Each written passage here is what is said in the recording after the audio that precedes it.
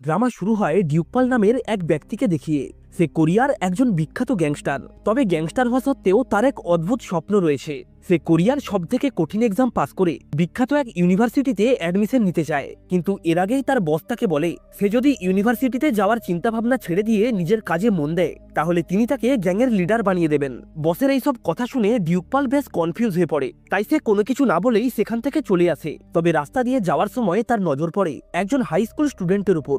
ছেলেটি আত্মহত্যা করার জন্য ব্রিজের উপর থেকে ঝাঁপ দেওয়ার প্রস্তুতি নিচ্ছিল। ডিউকপাল ব্যাপারটা বুঝতে পেরে দ্রুত সেখানে দৌড়ে আসে এবং ছেলেটি মাটিতে পড়ার আগেই কোনো রকমে তাকে বাঁচিয়ে নেয়। তবে ঠিক এই সময় পেছন থেকে একটা গাড়ি এসে ডিউকপালকে ধাক্কা মেরে সেখান থেকে চলে যায়। ভয়ানক এই অ্যাক্সিডেন্টে ছেলেটা বেঁচে গেলেও ডিউকপাল সেখানেই মারা যায়। কিন্তু ঠিক এই সময় ঘটে যায় এক অস্বাভাবিক ঘটনা।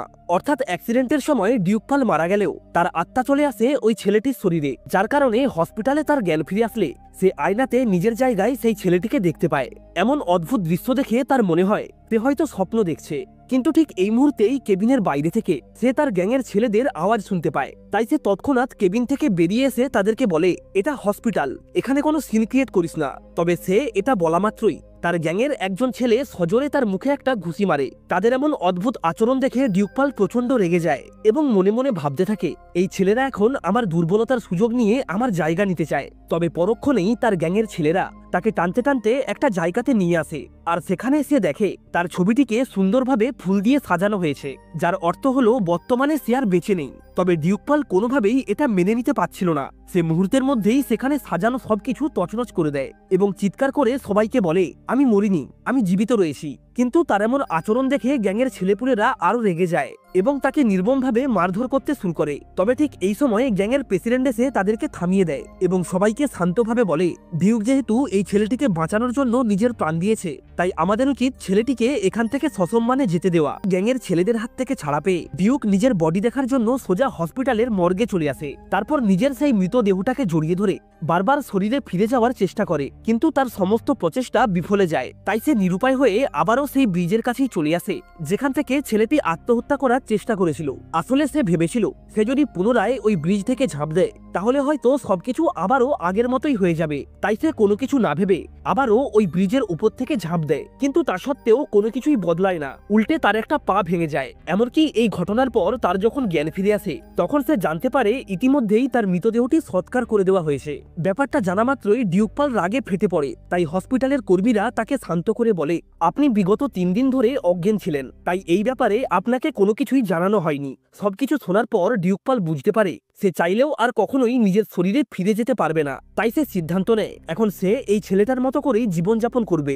আর এখান থেকেই শুরু হয় তার জীবনের এক নতুন অধ্যায়। প্রথমে ডিউকপাল জিওংয়ের লাইফস্টাইল সম্পর্কে জানতে শুরু করে। সে জিওংয়ের আইপ্যাডে থাকা একটা নোটবুক পড়ে জানতে পারে ছোট থেকেই জিওংয়ের জীবন কোনো নরক যাত্রার থেকে কম ছিল না, কারণ স্কুলের ছেলেমেয়েরা প্রতিনিয়ত তার উপর অমানবিক অত্যাচার চালাতো।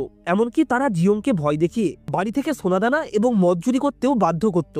ওই নোটিশ বুক পড়ে ডিউকপাল আরো জানতে পারে জিওং হলো কোরিয়ার সবথেকে বড় কনস্ট্রাকশন কোম্পানির প্রেসিডেন্টের ছেলে। তবে তার বাবা কখনোই তাকে এবং তার মাকে বৈধভাবে স্বীকৃতি দেয়নি, যে কারণে তার মা নিজের দুঃখ কষ্ট ভুলে থাকার জন্য সারাদিন মদের নেশায় ডুবে থাকেন। আর এই দুর্বলতার সুযোগ নিয়েই তার বাবার নতুন সেক্রেটারি জিওং এবং তার মায়ের ওপর নির্মম অত্যাচার চালাতো। আসলে জিওং এতটাই লাজুক এবং ভীতু প্রকৃতির যে সবাই খুব সহজেই তার উপর চড়াও হতে পারত। তাই ডিউকপাল সিদ্ধান্ত নেয় সে প্রথমে এই ছেলেটার সম্পূর্ণ পার্সোনালিটি চেঞ্জ করবে। আর এই উদ্দেশ্যেই সে পরের দিন সেলুনে গিয়ে নিজের চুলগুলোকে ছোট করায়, তারপর স্কুলের জন্য একটা নতুন ইউনিফর্ম কেনে এবং সবশেষে কিছু গুরুত্বপূর্ণ বই কেনার জন্য একটা বুক স্টোরে চলে আসে। আর সেখানেই তার দেখা হয় তাদের স্কুলের এক স্টুডেন্ট সিকিয়ং এর সঙ্গে। তবে সিকিয়ং তাকে চিনতে পারে না, কারণ অতীতের জিওং আর এখনকার জিওং এর মধ্যে আকাশ পাতাল সম্পর্ক। কিন্তু তা সত্ত্বেও সিকিয়ং এর তাকে দেখে কিছুটা সন্দেহ হয়। এখান থেকে সিন শিফট হয়। দেখা যায় পরের দিন জিওং যখন গাড়িতে করে স্কুলে যাচ্ছিল তখন তার ড্রাইভার স্কুল থেকে কিছুটা দূরে গাড়ি থামিয়ে তাকে হঠাৎ করেই নেমে যেতে বলে। কথাটা শুনে ডিউকপাল প্রথমে কিছুটা চমকে যায়, কিন্তু পরক্ষণেই সে ড্রাইভারকে বলে, এখানে কেন? স্কুল তো এখনো অনেকটা দূরে।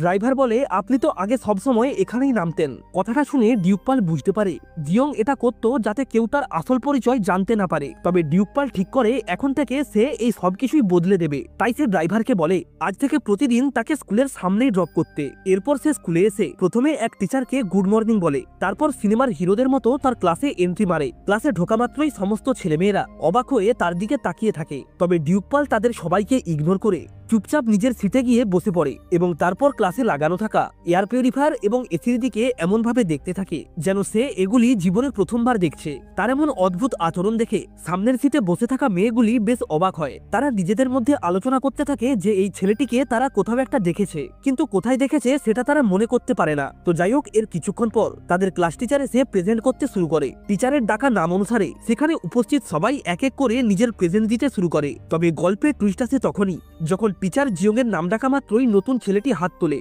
সবাই এক মুহূর্তের জন্য অবাক হয়ে তার দিকে তাকিয়ে থাকে। তারা কোনোভাবে এটা মানতেই পারছিল না যে মাত্র এক মাসে জিয়ং এতটা পরিবর্তন হতে পারে। এমনকি তাদের ক্লাস প্রেসিডেন্ট সিকিয়ং, যার সঙ্গে আগের দিন সেই বুক স্টোরে দেখা হয়েছিল, সেও নিজের চোখকে বিশ্বাস করতে পারছিল না, কারণ আগের দিন সে তাকে এত কাছ থেকে দেখার পরেও চিনতে পারেনি। এরপর ক্লাস টিচার চলে গেলে স্কুলের সেই কুখ্যাত গ্যাংস্টার জেমিন পুনরায় জিয়ংকে বুলি করার জন্য তার কাছে আসে। সে জিয়ং এর ঘাড়ে ধরে জিজ্ঞাসা করে, তোকে যে আমি এতদিন ধরে মেসেজ করছি তুই তার রিপ্লাই দিসনি কেন? জিয়ং বলে, কেন, তুই কি এতদিন ধরে আমাকে মিস করছিলি? এটা শুনে জেমিন বেশ চমকে যায়, কারণ সে স্পষ্ট বুঝতে পারছিল জিয়ং আগের থেকে অনেক বদলে গেছে। আর তাছাড়া সে যখন তার সঙ্গে কথা বলছিল তখন তার চোখে মুখে বিন্দুমাত্র ভয় ছিল না, যেটা ছিল সেটা শুধুমাত্র প্রতিশোধের আগুন। সিন শিফট হয়, দেখা যায় জেমিন জিয়ংকে বুলি করার জন্য পুনরায় একটা ফাঁকা জায়গাতে নিয়ে আসে। সত্যি বলতে জেমিন তাকে বুলি করার জন্য নিয়ে এসেছিল ঠিকই, কিন্তু তার অদ্ভুত সব আচরণ দেখে সে নিজেও প্রচন্ড ভয় পেয়েছিল। তবে তা সত্ত্বেও সে জিয়ং এর ওপর নিজের আধিপত্য কায়েম করার জন্য তার কলার চেপে ধরে, যার ফলে জিয়ং প্রচন্ড রেগে যায় এবং জেমিনকে ধমক দিয়ে বলে, অনেক হয়েছে, আজকে এই ম্যাটারটা এখানেই শেষ কর। এটা বলেই সে ফাইটিং এর জন্য প্রস্তুতি নেয়। সাথে সাথেই জেমিনের দলের সাদা চুলওয়ালা একটা ছেলে তাকে মারার জন্য এগিয়ে আসে, কিন্তু জিয়ং এর হাতের একটা সামান্য চড় খেয়ে ছেলেটা সেখানেই কুপোকাত হয়ে যায়। এটা দেখে জেমিন বেশ চিন্তিত হয়ে পড়ে, কারণ সে যেই দুর্বল ছেলেটাকে এতদিন বুলি করে এসেছে সে যে এতটা ভালো ফাইটিং করতে পারে সেটা সে কখনো কল্পনাও করেনি। তো যাই হোক, প্রথম ছেলেটি হেরে গেলে জেমিন তার দলের সবথেকে মোটা ছেলেটিকে তার সঙ্গে লড়াই করতে পাঠায়। জিয়ং তাকে দেখা মাত্রই নিজস্ব কায়দায় কাঁধে তুলে নেয়, কিন্তু পরক্ষণেই সে ওই ছেলেটার ভার সহ্য করতে না পেরে তাকে নিয়েই মাটিতে উল্টে পড়ে, যার ফলে জেমিনের সঙ্গীরা খুব সহজেই তাকে বন্দি বানিয়ে নেয়। আর এই সুযোগেই জেমিন তার মুখে একটা লাথি মেরে তাকে সেখানেই কুপোকাট করে দেয়। মাটিতে পড়ে থাকা অবস্থায় ডিউকপাল বলতে থাকে, জিয়ং এর এই শরীর আমার একদমই পছন্দ নয়, কারণ এই শরীর এতটাই দুর্বল যে সামান্য একটা লাথির আঘাতও সহ্য করতে পারে না। এটা বলেই সে ধীরে ধীরে নিজের জ্ঞান হারিয়ে ফেলে আর হারিয়ে যায় অদ্ভুত এক স্বপ্নের মধ্যে, যেখানে সে জিয়ং এর আত্মাকে দেখতে পায়। জিয়ং এর আত্মা তাকে বলে, আমার শরীর নিয়ে এমন ছেলেখেলা করা বন্ধ করো, আর তাছাড়া আমি তো সেদিন মরতে চেয়েছিলাম, তুমি আমাকে বাঁচিয়েছিলে কেন? তার এমন কথা শুনে ডিউকপাল তাকে বলে, তুমি কি কারণে মরতে চেয়েছিলে সেটা আমি ভালোভাবেই জানি, তাই ওইসব নিয়ে তুমি আর চিন্তা করো না। যারা প্রতিনিয়ত তোমার উপর অত্যাচার করে তোমাকে আত্মহত্যার পথ বেছে নিতে বাধ্য করেছে তাদের সবাইকে আমি তোমার হয়ে উপযুক্ত শাস্তি দেব এবং তোমার জীবনটাকে আবারও সাজানো ফুলের মতো সুন্দর করে তুলবো, আর সবশেষে তোমাকে তোমার শরীর ফিরিয়ে দিয়ে আমি এই দুনিয়া ছেড়ে চলে যাব। এটা বলার সাথে সাথেই সিকিয়ং এসে তাকে জাগিয়ে দেয়, যার কারণে তার স্বপ্নটা ভেঙে যায়। সিকিয়ং তাকে বলে, তুমি তো দেখছি বেশ গুরুতরভাবে আঘাত পেয়েছো, আর তাছাড়া তোমার হাত এবং ঠোঁট থেকেও রক্ত বেরোচ্ছে। এমন অবস্থায় তুমি যদি ক্লাসে যাও তাহলে বাকি ছেলেমেয়েরা তোমাকে দেখে ভয় পাবে, তাই দয়া করে আমার সঙ্গে চলো, আমি তোমার ক্ষতস্থানগুলো ব্যান্ডেজ করে দেব। এটা বলেই সে তাকে স্কুলের মেডিকেল রুমে নিয়ে গিয়ে তার ক্ষতস্থানগুলো ব্যান্ডেজ করতে শুরু করে।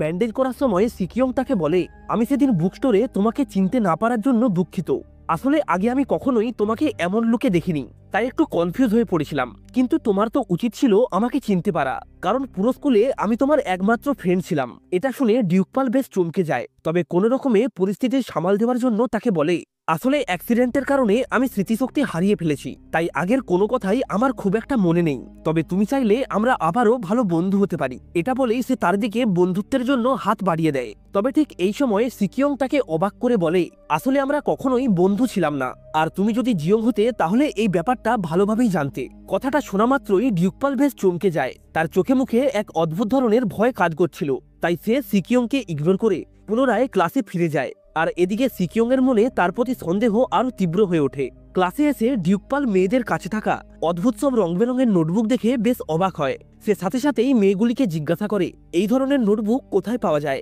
মেয়েগুলি উত্তর দেয় এগুলি আমরা স্টেশনারি শপ থেকে কিনেছি। ডিউকপাল বলে নোটবুকগুলি আমার অনেক পছন্দ হয়েছে, তোমরা কি স্কুল ছুটির পর আমাকে ওই স্টেশনারি শপে নিয়ে যেতে পারবে। এরপর স্কুল ছুটি হলে ডিউকপাল ওই মেয়েগুলিকে তার পার্সোনাল গাড়িতে করে স্টেশনারি শপে নিয়ে যায়। তারপর মেয়েগুলির পরামর্শ নিয়ে এক এক করে সমস্ত রং বেরঙের মার্কার এবং নোটবুকগুলি কিনে নেয়। তার এমন মিশুকে স্বভাবের কারণে ধীরে ধীরে সেই মেয়েগুলো তার বন্ধু হতে শুরু করে। পরের দিন ফিজিক্যাল এডুকেশনের ক্লাস চলাকালীন ডিউকপাল টিচারের দেওয়া প্রত্যেকটা চ্যালেঞ্জ খুব সহজেই পাস করছিল, যা দেখে সিকিয়ং এর মনে সন্দেহ আরো বেড়ে যায়, কারণ অতীতে সে কখনোই জিয়ংকে এমনটা করতে দেখেনি। এরপর ক্লাস শেষ হলে জিয়ং এর সঙ্গে তার বাবার সেই নতুন সেক্রেটারি দেখা করতে আসে। সে জিয়ংকে বলে কিছুদিনের মধ্যেই আমি তোমাকে এই স্কুল থেকে ট্রান্সফার করে বিদেশে পড়াশোনার জন্য পাঠিয়ে দেব। আসলে এর পেছনেও তার একটা উদ্দেশ্য রয়েছে, সেটা হলো জিয়ং এবং তার মাকে রাস্তা থেকে সরিয়ে প্রেসিডেন্টের ওয়াইফ সেজে তার সমস্ত সম্পত্তি দখল করা। তবে ডিউকপাল তার এই উদ্দেশ্য সম্পর্কে আগে থেকেই জানতো, তাই সে ওই সেক্রেটারিকে ধমক দিয়ে বলে আমি তোমার উদ্দেশ্য সম্পর্কে ভালোভাবেই জানি, তাই আর যাই হোক আমাকে বোকা বানানোর চেষ্টা করো না। এটা শুনে ওই সেক্রেটারি অনেক রেগে যায় এবং কোনো কিছু না ভেবেই ডিউকপালের গালে সজোরে একটা চড় মারে। সাথে সাথেই ডিউকপাল তার চোখ থেকে চশমাটা খুলে নেয় এবং সেটা মাটিতে ফেলে পা দিয়ে দুমড়ে মুচড়ে ভেঙে ফেলে। আর সবশেষে তাকে সাবধান করে বলে দ্বিতীয়বার এই ভুলটা করো না, কারণ মেয়েদের গায়ে হাত তোলা আমার পছন্দ নয়। ডিউকপালের কাছ থেকে এইভাবে অপমানিত হয়ে ওই সেক্রেটারি সোজা নিজের গাড়িতে ফিরে আসে। তারপর গাড়ির মধ্যেই চিৎকার করে নিজের ভেতরে জমে থাকা রাগগুলো বাইরে বের করে। আর এই মুহূর্ত থেকেই সে ভেবে নেয় জিয়ংকে সে এই অপমানের যোগ্য জবাব দেবে। তাই সে সাথে সাথেই তাকে মারার জন্য একটা গ্যাংয়ের সঙ্গে কন্ট্রাক্ট করে। আর সৌভাগ্যবশত ওই গ্যাং লিডার হলো ডিউকপালের ফেলে আসা সেই পুরানো গ্যাংয়ের একজন দক্ষ মেম্বার। সিন শিফট হয়, দেখা যায় পরের দিন স্কুল ছুটি থাকায় ডিউকপাল তার বডি ফিটনেস বজায় রাখার জন্য প্রথমে জিমে যায়, তারপর সেখান থেকে ফ্রেশ হওয়ার জন্য একটা পাবলিক বাথ হাউসে চলে আসে। আর সেখানেই তার দেখা হয় একটি নতুন গ্যাংয়ের দুজন গুন্ডার সঙ্গে। গুন্ডাগুলি তাকে একা দেখে ভয় দেখানোর চেষ্টা করে, তবে মুহূর্তের মধ্যেই সবকিছু বদলে যায়, কারণ ডিউকপাল তার নিজস্ব ছন্দে একজন গুন্ডার অন্ধকোষ চেপে ধরে এবং তাকে নিজের পরিচয় দিয়ে বলে আমি হলাম ডিউকপাল, 7 স্টার গ্রুপের সেই কুখ্যাত গ্যাং লিডার। এটা বলেই সে সেখান থেকে চলে যায়। আর ওই গুন্ডারা ডিউকপালের সত্যতা যাচাই করার জন্য তাদের গ্যাং লিডার ডংসুকে সবকিছু খুলে বলে। আসলে ডংসু ছিল ডিউকপালের গ্যাংয়ের একজন পুরানো মেম্বার। ডিউকপাল তাকে নিজের ভাই মনে করত, তবে তার মৃত্যুর পর সেই গ্যাং ভেঙে যাওয়ায় বর্তমানে ডংসু একটা নতুন গ্যাং তৈরি করেছে, যেখানে সে মেম্বার হিসাবে স্কুলের পিছিয়ে পড়া ছাত্রদের হায়ার করে।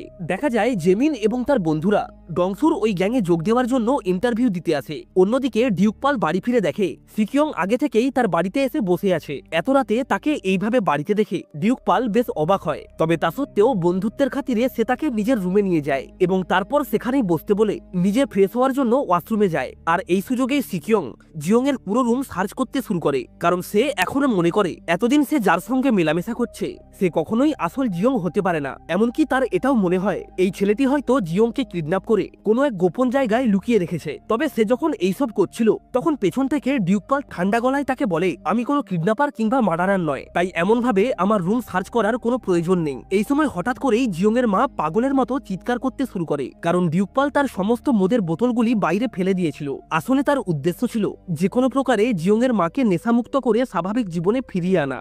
ডিউকপাল ওই মহিলার পাগলামি দেখে তাকে আটকাতে আসলে তিনি ডিউকপালকে সজোরে একটা চড় মারেন এবং তারপর কাঁদতে কাঁদতে বলেন আমি আমার অ্যাক্টিং ক্যারিয়ার নিয়ে খুব ভালো ছিলাম, কিন্তু তুই জন্ম হওয়ার পর থেকেই আমার জীবন নরকে পরিণত হয়েছে। এইসব শোনার পর ডিউকপালের জিয়ং এর জন্য অনেক খারাপ লাগে, তবে সে তা সত্ত্বেও তার মাকে বুকে জড়িয়ে ধরে শান্ত করে। এরপর ডিউকপাল নিজের মন ঠিক করার জন্য সিকিয়ংকে সঙ্গে নিয়ে একটা স্টুডিওতে আসে আর সেখানে পুরানো কিছু গান শুনে সারাদিনের স্ট্রেস দূর করার চেষ্টা করে। গান শুনতে শুনতে ডিউকপাল সিকিয়ংকে বলে আমার পরিবর্তন হওয়ার সবথেকে বড় কারণ হলো আমার মা, আমি চাই তাকে যে কোনো প্রকারে আবারও স্বাভাবিক জীবনে ফিরিয়ে আনতে। তবে ঠিক এই সময় সিকিয়ং এর কাছে তার বাবার কল আসে, সাথে সাথেই তার মুখটা কেমন একটা ফ্যাকাশে হয়ে যায়, তার চোখে মুখে যেন এক অদ্ভুত ভয় কাজ করছিল। তাই সে এক মুহূর্ত দেরি না করে সাথে সাথেই নিজের বাড়ি ফিরে আসে, যেখানে তার বাবা আগে থেকেই তার অপেক্ষায় বসেছিল। আসলে সিকিয়ং এর বাড়ির অবস্থাও খুব একটা ভালো নয়, তার বাবা তাকে একটা খেলনার মতো ব্যবহার করে। সিকিয়ং এর জীবনের সবকিছুই তিনি নিজের মর্জি মতো পরিচালনা করেন, এমনকি তিনি সিকিয়ং সিকিয়ং এর সারাদিনের অ্যাক্টিভিটি সম্পর্কে জানার জন্য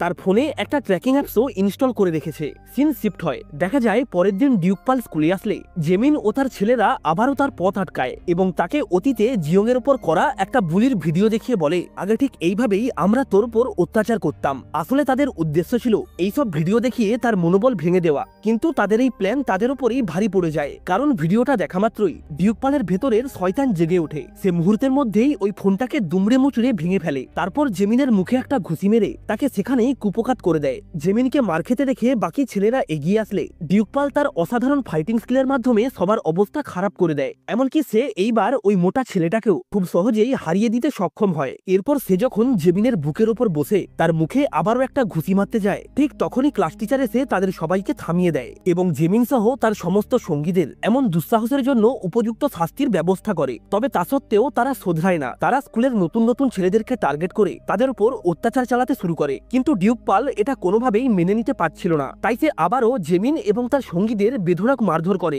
আর শেষবারের মতো তাদেরকে ওয়ার্নিং দিয়ে বলে এরপর থেকে তারা কোনো স্টুডেন্টকে বুলি করলে সে তাদেরকে প্রাণে মেরে ফেলবে। আসলে তার উদ্দেশ্য ছিল স্কুলের এইসব জঞ্জালগুলিকে পরিষ্কার করে পড়াশোনার জন্য অনুকূল পরিবেশ গড়ে তোলা। তো যাই হোক, এর কিছুদিন পর তাদের এক্সামের রেজাল্ট বের হয়। দেখা যায় ডিউকপাল বাকি সমস্ত সাবজেক্টে পাস করলেও অঙ্কে তার নাম্বার খুব একটা ভালো আসে না, যার ফলে তার প্রচন্ড মন খারাপ হয়। তবে ঠিক এই সময় সিকিয়ং এসে তাকে সান্ত্বনা দিয়ে বলে, চিন্তা করো না, এখন থেকে আমি নিজে তোমাকে পড়াশোনাতে সাহায্য করব। এইভাবেই তারা যখন কথা বলছিল ঠিক তখনই সেখানে স্কুলের বাস্কেটবল টিমের ক্যাপ্টেন এসে উপস্থিত হয়। সে জিয়ংকে উদ্দেশ্য করে বলে, তুই একজন দুর্বল স্টুডেন্ট, তাই আমার মনে হয় না তুই ভবিষ্যতে কোনো কিছু করতে পারবি। ডিউকপালের এই কথাটা অনেক খারাপ লাগে, তাই সে তাকে চ্যালেঞ্জ করে বলে, কে দুর্বল সেটা একবার বাস্কেটবল গ্রাউন্ডে প্রতিযোগিতা করেই দেখে নেওয়া যাক, তবে এর আগে একটা শর্ত রয়েছে, প্রতিযোগিতায় যে হেরে যাবে তাকে সবার সামনে মাথা নত করে ক্ষমা চাইতে হবে। ওই ক্যাপ্টেন হাসি মুখে তার এই চ্যালেঞ্জটা একসেপ্ট করে নেয়, কারণ সে মনে করে জিয়ং এর মতো এমন দুর্বল ছেলে তাকে কখনোই হারাতে পারবে না। তবে তার এই ধারণাটা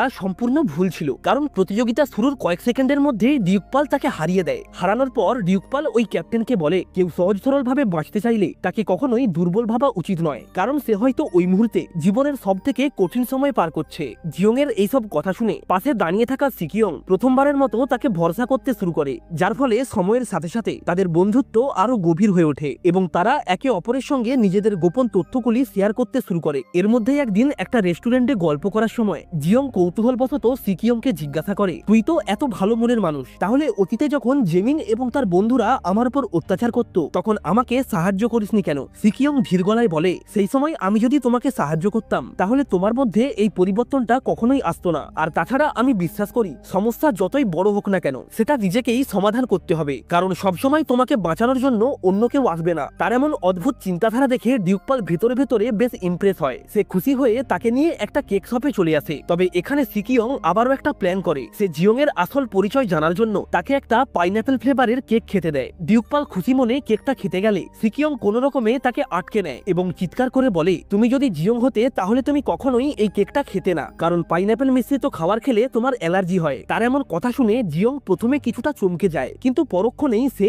এটার সত্যতা যাচাই করার জন্য সিকিয়ংকে লুকিয়ে পাইনাপেল ফ্লেভারের একটা জেলি খেয়ে নেয়, যার ফলে কিছুক্ষণের মধ্যেই সে বেশ গুরুতরভাবে অসুস্থ হয়ে পড়ে। তার এমন অবস্থা দেখে দ্রুত তাকে হসপিটালে নিয়ে যায়। তারপর তার জ্ঞান ফিরলে সিকিয়ং তাকে চিৎকার করে বলে, জিয়ংকে তুমি কোথায় লুকিয়ে রেখেছো? আমি 100% শিওর, আর যাই হোক তুমি কখনোই জিয়ং হতে পারো না। আর এখানেই প্রথমবারের মতো ডিউকপাল তাকে বিশ্বাস করে তাদের সঙ্গে ঘটে যাওয়া সেই ঘটনা সম্পর্কে বুঝিয়ে বলে, এমনকি সে তাকে এটাও বলে, আর কিছুদিন অপেক্ষা করো, সময় হলে তুমি নিশ্চয়ই তার সঙ্গে দেখা করতে পারবে। অন্যদিকে জিয়ং এর বাবার সেই সেক্রেটারি ডংসু এবং তার লোকজনদের জিয়ংকে কিডন্যাপ করার কন্ট্রাক্ট দেয়। ডংসু এই কিডন্যাপিং এর জন্য জিয়ংদের স্কুলের কুখ্যাত সেই গ্যাংস্টার জেমিনকে নিজেদের দলে নিয়ে নেয়। জেমিনের এই কিডন্যাপিং এ কোনো ইচ্ছে না থাকলেও সে বাধ্য হয়ে তাদের সঙ্গে যায়। এদিকে ঠিক এই সময় জিয়ং এবং সিকিয়ং হসপিটাল থেকে বাড়ি ফিরছিল, তবে বাড়ির সামনে আসতেই তারা দেখতে পায় মুখে মাস্ক পরা কিছু গুন্ডা জিয়ং এর মাকে কিডন্যাপ করে নিয়ে যাচ্ছে। এই দৃশ্য দেখে ডিউকপাল এক মুহূর্তেও সময় নষ্ট না করে গুন্ডাদের সঙ্গে লড়াই করতে শুরু করে। তার হাতের এক একটা পাঞ্চ কোনো হাতুড়ির আঘাতের থেকে কম ছিল না, যার ফলে কিছুক্ষণের মধ্যেই ওই গুন্ডারা নিজেদের প্রাণ বাঁচিয়ে পালাতে শুরু করে। আর গাড়িতে বসে থাকা জেমিন যখন এই দৃশ্যটা লক্ষ্য করে তখন তার পায়ের তলা থেকে মাটি সরে যায়, কারণ সে বুঝতে পারে যাকে তারা কিডন্যাপ করতে এসেছে সে আসলে জিওং এর মা। তাই সে কোনো রকমে তাদের চোখের আড়াল হয়ে সেখান থেকে পালিয়ে যায়। গুন্ডারা চলে গেলে ঘটনাস্থলে পুলিশ এসে ডিউকপাল এবং সিকিয়ংকে জিজ্ঞাসাবাদ করতে শুরু করে। সিকিয়ং সব সত্যি কথা বলতে চাইলেও ডিউকপাল তাকে থামিয়ে দেয় এবং নিজে পুলিশকে বলে তেমন কোনো ব্যাপার নয়, গাড়ি পার্কিং নিয়ে সামান্য একটু সমস্যা হয়েছে। এরপর পুলিশ চলে গেলে ডিউকপাল জিওং এর মাকে নিয়ে হসপিটালে যায়, আর সেখানে সিকিয়ং তাকে জিজ্ঞাসা করে তুমি পুলিশকে এইভাবে মিথ্যে বললে কেন। ডিউকপাল তাকে বলে এটা কে করিয়েছে তা আমি ভালোভাবেই জানি, তাই আমি নিজে তাকে শাস্তি দেব। আর তাছাড়া এই ব্যাপারে পুলিশকে ইনভলভ করলে জিওং এর মায়ের জীবনও ঝুঁকিতে পড়বে। সিন শিফট হয়, দেখা যায় পরের দিন সকালে ডিউকপাল জিওং এর মায়ের কিডন্যাপিং এর ব্যাপারে কথা বলার জন্য ওই সেক্রেটারিকে ফোন করে, কিন্তু সে কোনোভাবেই তার কলটা রিসিভ করে না, যার কারণে ডিউকপাল বাধ্য হয়ে তার বাড়ির সিকিউরিটি বাড়িয়ে দেয়। এরপর সে রেডি হয়ে স্কুলে চলে আসে, তবে সেখানে সিকিয়ংকে দেখতে না পেয়ে সে বেশ চিন্তিত হয়। তাই সে সাথে সাথেই তাকে ফোন করে জিজ্ঞাসা করে সে আর স্কুলে আসেনি কেন। সিকিয়ং বলে তার শরীর খুব একটা ভালো নয়, তাই কিছুদিন সে স্কুলে আসবে না। এরপর দেখতে দেখতেই বেশ কয়েকদিন পেরিয়ে যায়, আর সিকিয়ং সম্পূর্ণ সুস্থ হয়ে জিওং অর্থাৎ ডিউকপালের সঙ্গে দেখা করার জন্য তার বাড়িতে চলে আসে। কিন্তু ঠিক তখনই ডিউকপাল এবং সিকিয়ং জেমিনকে বাড়ির বাইরে ঘুরে বেড়াতে দেখে। ডিউকপাল বন্ধুত্বের খাতিরে তাকে নিজেদের সঙ্গে বাড়ির ভেতরে নিয়ে যায় এবং ভিন্ন ভিন্ন রকমের খাবার খেতে দেয়। জেমিন ডিউকপাল অর্থাৎ জিওং এর এমন খাতির যত্ন দেখে বেশ ইমোশনাল হয়ে পড়ে। সে অতীতে তার সঙ্গে করা খারাপ ব্যবহারের জন্য মাথা নত করে ক্ষমা চায়, আর ডিউকপালও জিওং এর হয়ে হাসি মুখে তাকে ক্ষমা করে দেয়। কিন্তু পরক্ষণেই ডিউকপাল সেখান থেকে চলে গেলে সিকিয়ং জেমিনকে বলে সেদিন জিওং এর মাকে কিডন্যাপ করতে আসা ওই গুন্ডাদের মধ্যে তুইও ছিলি। জেমিন প্রথমে এই অপবাদটা স্বীকার করতে না চাইলেও পরক্ষণে সে নিজের মুখেই এটা স্বীকার করে নেয়, আর দুর্ভাগ্যবশত তার এই স্বীকারোক্তি পেছন থেকে ডিউকপাল শুনে নেয়। সে সাথে সাথেই জেমিনকে চেপে ধরে এবং তার কাছ থেকে ওই কিডন্যাপারদের ঠিকানা নিয়ে তাদেরকে উপযুক্ত শাস্তি দেওয়ার জন্য নিজেই তাদের ডেরায় চলে আসে। তবে সে কোনো কিছু বুঝে ওঠার আগেই ওই কিডন্যাপারদের কিছু লোক এসে তাকে কিডন্যাপ করে নিয়ে যায়। ডিউকপালের মুখের কাপড়টা খোলা মাত্রই সে সামনে তার পুরানো গ্যাংয়ের সেই সদস্য ডংসুকে দেখতে পায়, যাকে একসময় সে নিজের ভাই মনে করত। ডংসু ইশারা করা মাত্রই তার গুন্ডারা ডিউকপালকে মারার জন্য এগিয়ে আসে, কিন্তু ডিউকপাল তার সেই পুরানো ছন্দে শুধুমাত্র কয়েকটা ঘুষি আর লাথি মেরেই সমস্ত গুন্ডাদের কুপকাত করে দেয়। কিন্তু দুর্ভাগ্যবশত সে এইবারেও ওই গ্যাংয়ের সবথেকে মোটা গুন্ডাটিকে কাঁধে তুলতে গিয়ে আবারও নিজের জ্ঞান হারিয়ে ফেলে। তার জ্ঞান ফেরা মাত্রই সে ডংসুকে বলে তোকে মারতে আমার 1 সেকেন্ড টাইম লাগবে, কারণ তোর বাঁ পায়ের হাঁটুতে একটা ফ্র্যাকচার রয়েছে, যেটার কন্ডিশন খুব একটা ভালো নয়। তাই আমি যদি কোনোভাবে তোর বাঁ পায়ে আঘাত করি তাহলে তুই সারা জীবনের মতো পঙ্গু হয়ে যাবি। এরপর জিওং সেখানে পড়ে থাকা একটা কার্ড তুলে তাকে জিজ্ঞাসা করে তুই কি এখনো অ্যালিগেটরকে অ্যারোগেটো পড়িস। কথাটা শোনা মাত্রই ডংসু বেশ চমকে যায়, কারণ এই ব্যাপারটা শুধুমাত্র একজনই জানতো, আর সেটা হলো তার পুরানো গ্যাং লিডার ডিউকপাল। সে এতটাই চমকে যায় যে জিওং তার সামনে থেকে চলে গেলেও সে তাকে আটকানোর মতো সাহস পায় না। এরপর জিওং বাইরে আসলে সেখানে সিকিয়ং এবং তার বাবাকে দাঁড়িয়ে থাকতে দেখে। আসলে সিকিয়ং এর বাবা কোরিয়ার একজন বিখ্যাত প্রসিকিউটর। তার এখানে আসার প্রধান উদ্দেশ্য হলো ছেলের কথা মতো জিওং এবং তার মাকে ওই গুন্ডাদের হাত থেকে রক্ষা করা। তাই তিনি সাথে সাথেই ওই গুন্ডাদের ডেরায় গিয়ে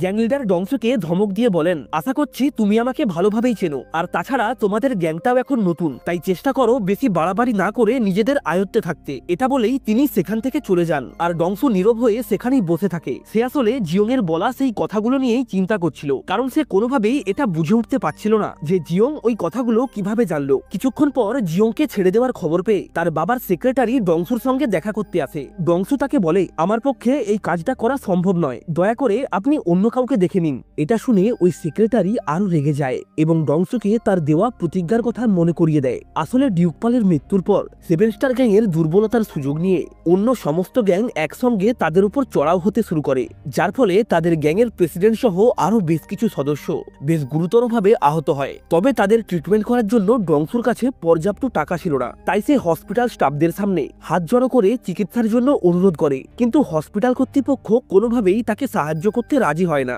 দূর থেকে এই পুরো দৃশ্যটা জিওং এর বাবার ওই সেক্রেটারি লক্ষ্য করছিল। সে সুযোগ বুঝে ডংসুর কাছে এগিয়ে এসে বলে তোমার সমস্ত লোকজনদের চিকিৎসার খরচ আমি বহন করব, তবে তার বিনিময়ে তোমাকে আমার কথা মতো কাজ করতে হবে। ডংসু নিজের সঙ্গীদের কথা চিন্তা করে খুশি মনে তার এই প্রস্তাবে রাজি হয়ে যায়, আর ঠিক এই কারণেই সে এখনো তার গোলাম হয়ে কাজ করছে। ডংসুর নিজের করা ওই প্রতিজ্ঞার কথা মনে পড়তেই সে ভেতরে ভেতরে আবারও মনোবল ফিরে পায় এবং ওই সেক্রেটারিকে কথা দেয় সে যে কোনো প্রকারে তাকে দেওয়া প্রতিজ্ঞা পূরণ করবে। এখান থেকে সিন শিফট হয় আর দেখা যায় এই ঘটনার পর থেকেই সিকিয়ং বেশ কিছুদিন ধরে স্কুলে আসছে না, এমনকি সে জিয়ং এর সঙ্গে যোগাযোগ করাও বন্ধ করে দিয়েছে। আসলে সেই দিন সিকিয়ং তার বাবাকে কথা দিয়েছিল তিনি যদি জিয়ং এবং তার মাকে ওই গুন্ডাদের হাত থেকে রক্ষা করেন তাহলে সে জিয়ং এর সঙ্গে মেলামেশা বন্ধ করে দেবে, এমনকি সে নির্দ্বিধায় তার সমস্ত কথা মেনে চলবে। এর মধ্যে একদিন ডিউকপাল যখন ক্লাসে বসেছিল তখন হঠাৎ করেই তার কাছে সিকিয়ং এর কল আসে। সিকিয়ং তাকে বলে, আজ আমি বুঝতে পেরেছি ঠিক কতটা অত্যাচার সহ্য করার পর সেদিন জিয়ং ওই ব্রিজ থেকে আত্মহত্যার জন্য ঝাঁপ দিয়েছিল। কথাটা শোনা মাত্রই ডিউকপালের ভেতরটা কেঁপে ওঠে। সে বুঝে যায় সিকিয়ং ওই ব্রিজ থেকে ঝাঁপ দিয়ে আত্মহত্যা করার পরিকল্পনা করছে। তাই সে এক মুহূর্ত দেরি না করে যত দ্রুত সম্ভব ওই ব্রিজে চলে আসে যেখানে সিকিয়ং আগে থেকেই বসেছিল।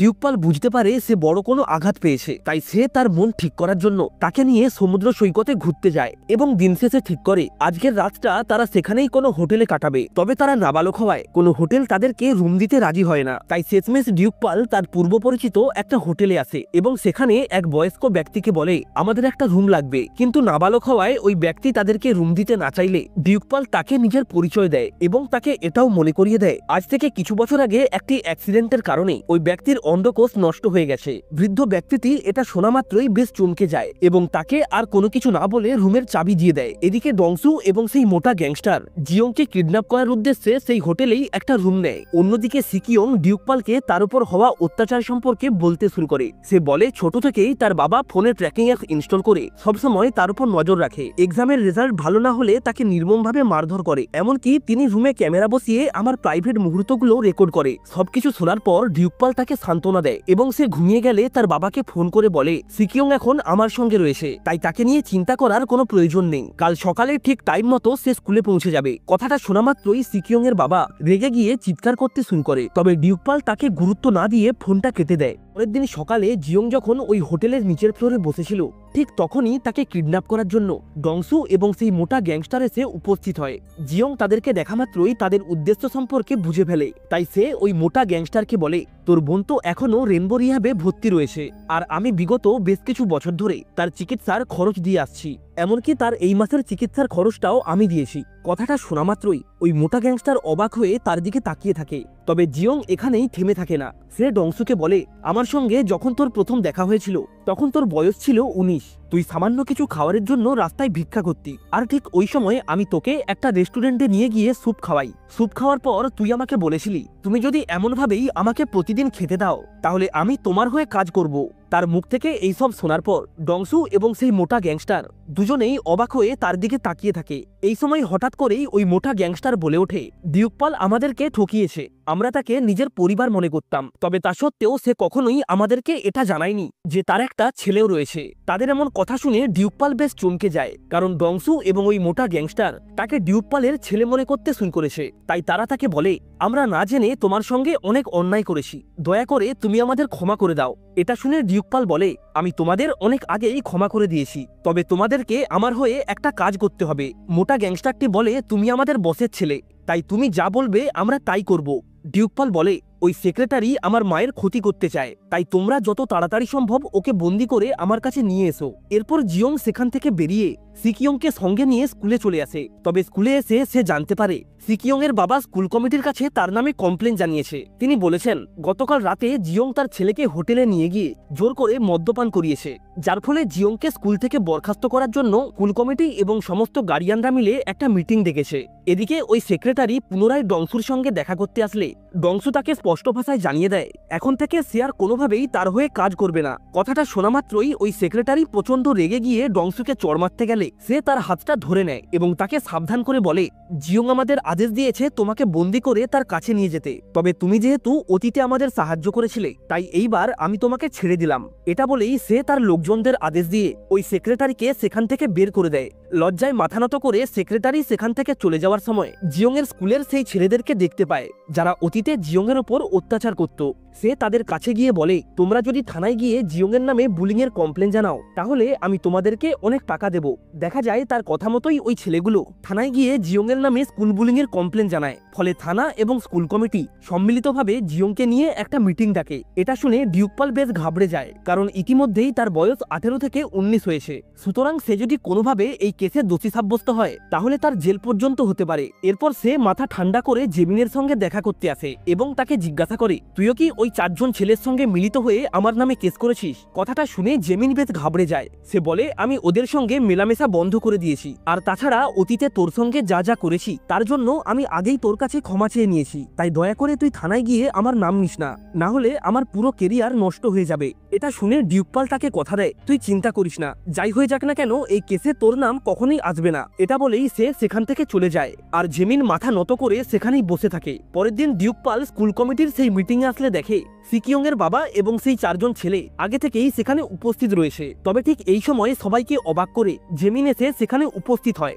সে একটা ব্যাগ থেকে আইপ্যাড বের করে সবার সামনে জিওং এর উপর হওয়া সেই অত্যাচারের ভিডিওগুলি এক এক করে চালাতে শুরু করে। ডিউকপাল তাকে বারবার সেখান থেকে চলে যেতে বলে, কারণ সে চাইছিল না জেমিন এই কেসের সঙ্গে কোনোভাবে জড়িয়ে পড়ুক। তবে জেমিন তার কোনো কথা না শুনে নিজেই সবার সামনে এসে বলে, এই সব কিছুর জন্য আমি দায়ী, আর তাছাড়া অতীতে জিওং আমার জন্যই আত্মহত্যার পথ বেছে নিয়েছিল। এইসব শোনার পর সেখানে কিছু পুলিশ এসে জেমিন এবং তার বন্ধুদের গ্রেপ্তার করে নিয়ে যায়। যাওয়ার সময় জেমিন বাস থেকে বাইরে তাকালে রাস্তার সাইডে অতীতের সেই লম্বা চুলওয়ালা জিওংকে দেখতে পায়। এদিকে ডিউকপাল তার মায়ের কাছ থেকে জানতে পারে তার বাবা আজ দেশে ফিরে আসছে। তাই সে সাথে সাথেই দংসু এবং ওই মোটা গ্যাংস্টারকে সঙ্গে নিয়ে বাবার সাথে দেখা করার জন্য এয়ারপোর্টে চলে আসে। সেখানে সে তার বাবার সামনে গিয়ে দাঁড়ালে তার বাবা তাকে দেখে বেশ চমকে যায়, আর একই সাথেই তার বাবার ওই সেক্রেটারি তাকে দেখা মাত্রই কোনো রকমে সেখান থেকে পালিয়ে যায়। জিওং এর বাবা তার দিকে তাকিয়ে হাসি মুখে বলেন, এতদিন পর তোকে দেখে আমার ছেলে বলে মনে হচ্ছে। এরপর তারা কিছু পার্সোনাল ম্যাটার নিয়ে আলোচনা করার জন্য একটা রুমে চলে আসে। সেখানে ডিউকপালের লোকেরা ওই সেক্রেটারিকেও ধরে আনে।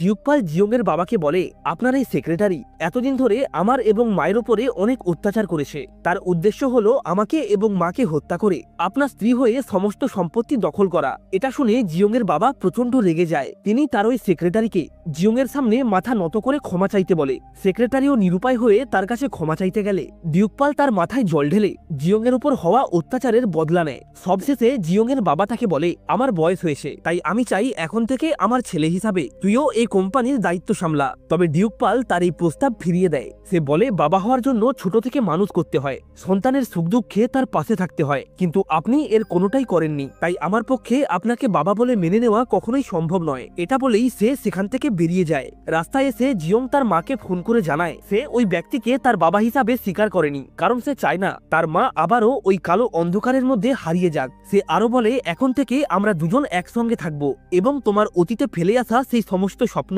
এক এক করে পূরণ করব।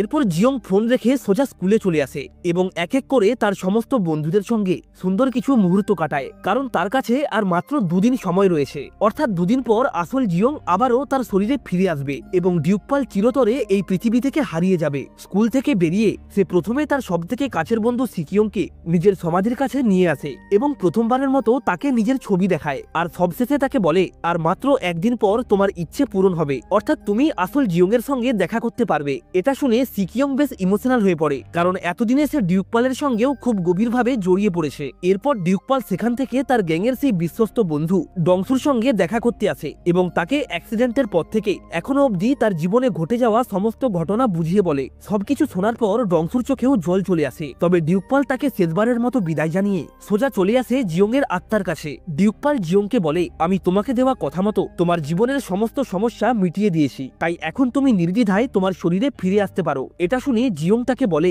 এই শরীরটা আমার হলেও আমি তাকে কখনোই পর্যাপ্ত সম্মান দিতে পারিনি, তবে তুমি এই শরীরটার নতুন করে পরিচয় তৈরি করেছো, সমাজের কাছে আত্মমর্যাদা বাড়িয়েছো, এমনকি জীবনে বেঁচে থাকার একটা স্থির লক্ষ্যও ঠিক করেছো। তাই আমার মনে হয় এখন থেকে এই শরীরটার আমার থেকে তোমার বেশি প্রয়োজন। আর তাছাড়া বর্তমানে আমার আত্মা এতটাই দুর্বল যে ওই শরীরে ফিরে যাওয়া আর কোনো মতেই সম্ভব নয়। এটা বলেই সে তার শরীরের মোহমায়া ত্যাগ করে হাসি মুখে পরলোক গমন করে। আর এর সাথেই এই অসাধারণ ড্রামাটা এখানেই শেষ হয়। ভিডিওটা ভালো লেগে থাকলে অবশ্যই একটা লাইক করে চ্যানেলটাকে সাবস্ক্রাইব করে রাখবেন। তাহলে আজ এই অবধি, দেখা হচ্ছে নেক্সট ভিডিওতে নতুন কোনো ড্রামার এক্সপ্লেনেশন নিয়ে।